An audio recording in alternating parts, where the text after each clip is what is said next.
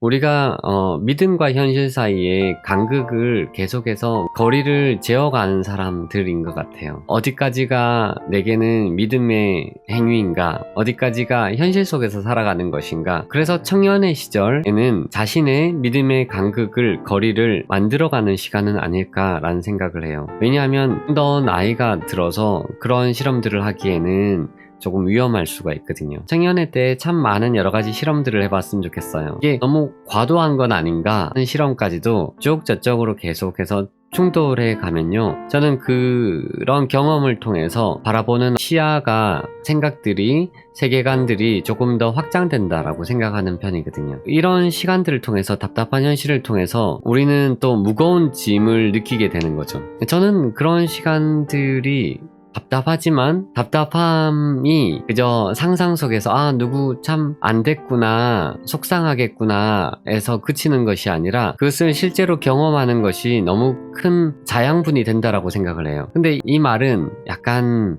조심스럽긴 하죠. 나는 실제로 아픈데 그게 자양분이 된다라고 하니까.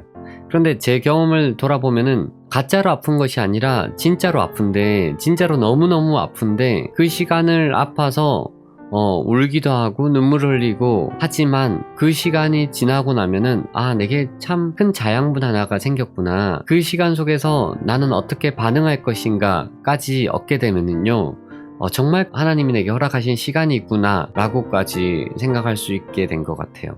사실 물질이 나쁜 것이다, 물질이 잘못된 것이다, 우리는 물질에 마음을 두어서는 안 된다 라고 생각을 하지는 않았으면 좋겠어요. 왜냐하면 우리가 살아가는데 꼭 필요한 것들이거든요. 지금 제가 유튜브를 장비, 제가 읽고 싶은 책이나 하물며 우리가 헌금을 할 때, 우리가 찬양을 할 때 악기를 사기도 하고, 그 물질로 우리는 우리에게 필요한 것들을 바꾸게 되는 거죠. 예전에는 물물교환이었다라고 한다면, 지금은 하늘에서 만나가 메추라기가 떨어지는 게 아니라 쌀을 사거나 필요한 것들을 살 때 돈이 꼭 필요한 거죠. 그래서 답답한 현실 속에서 우리가 필요한 것들에 대해서 갖기를 원하는 것, 그것을 또 욕심이라고도 이야기할 수 있겠지만, 저는 그것 자체가 잘못된 것이라고 생각하지 않았으면 좋겠어요. 우리가 돈을 버는 시간들 속에서 계속해서 어떤 죄책감을 느끼면 계속해서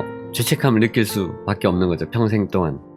그런데 여기서 또 하나 더 생각해야 되는 것은 뭐냐면, 제가 이렇게 이야기를 했기 때문에 마치 우리가 경제 생활을 해 나가는 모든 것, 돈을 추구하는 모든 행동들이 다 정당화되는 것도 아니고요. 하나님을 사랑하지만 그 하나님을 사랑하는 것보다 돈을 사랑하는 것이 우선이 되면요, 우리는 그것을 조심스럽지만 우상숭배다 라고도 이야기를 할 수가 있는 거죠. 현실의 답답함이 물론 있죠. 제게도 현실의 답답함이 있어요. 날마다 현실의 답답함이 있는데, 현실의 답답함이 있지만 비교하자면 우리의 영적인 답답함도 있다라는 거예요. 영적인 답답함이 있는데, 현실의 답답함은 눈에 보이지만 영적인 답답함은 눈에 보이지가 않는 거예요. 그래서 우리는 눈에 보이지 않는 답답함을 느끼지 못할 때도 있고, 그것을 인식하지 못할 때도 있고, 그것을 중요하지 않게 느낄 때가 있는 거예요. 우리는 현실의 답답함 때문에 죽고 싶다, 너무 살기가 팍팍합니다 라고 이야기를 하지만, 비교하면요, 굳이 비교하자면 현실의 답답함과 비교할 수 없는 무게를 가진 것이 영적인 답답함이라는 거예요. 이 영적인 답답함, 영적인 문제를 어떻게 해결할 수 있을까에 대한 답은 예수님이 가지고 계시다라는 거예요. 그냥 말로서 해결해 주실 수 있는 문제였다라고 하면은 굳이 예수님이 이 땅 가운데 오셔서 십자가에 달려 죽으시지 않아도 된다라는 거예요. 그런데 우리가 느끼지도 못하고 눈으로 보이진 않지만 그 하나님이 우리의 존재를 보았을 때 정말로 해결해야 할 그 문제에 대한 답을 예수님으로 해결해 주셨다라는 거죠. 현실에 대해서 답답하게 느끼지 말라는 얘기가 아니라, 왜냐하면 우리는 느낄 수밖에 없는 존재이니까요. 하지만 동시에 내 영적인 상태들, 또 나의 인생의 주인이 누구신가, 하나님이 내 주인이 아니시면요, 나는 내 인생의 주인이어야 되는데 나는 잘 되어야 되거든요. 그런데 잘 되어야 되는데 우리는 끊임없이 시선을 서로에게 돌리거나 주변에 돌려서 마치 내가 이 모든 문제를 해결해야 할 것 같은 걱정 가운데 우리는 이제 쓰러지는 거죠. 그런데 그게 아닙니다.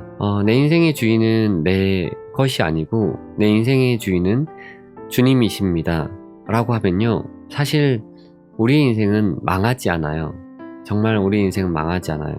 망하지 않는다라는 말이 우리의 인생은 뭐 무조건 잘 될 거예요 이런 말도 아니지만, 그럼에도 불구하고 우리가 가진 마음의 여러 가지 무게들, 그 짐들을 상당 부분, 정말 많은 부분 덜 수가 있어요. 우리가 불러오는 수많은 찬송과 찬양의 가사들이 평안하다, 우리가 평안하다라고 찬양하는 그 찬양이 정말로 평안했을 때 지어진 찬양이 아니라는 것을 우리는 역사를 통해서 알 수 있고요. 성경 속에 있는 수많은 고백들, 여호와는 나의 목자이시니 내게 부족함이 없도다 라고 하는 이 다윗의 고백, 이 지어진 시가 정말로 부족함이 없어서 그렇게 고백했을까? 정말로 많은 부족함들이 실제로 존재했지만 그럼에도 불구하고 하나님이 나의 선한 목자가 되셨을 때 부족함이 없다라는 역설을 끊임없이 성경은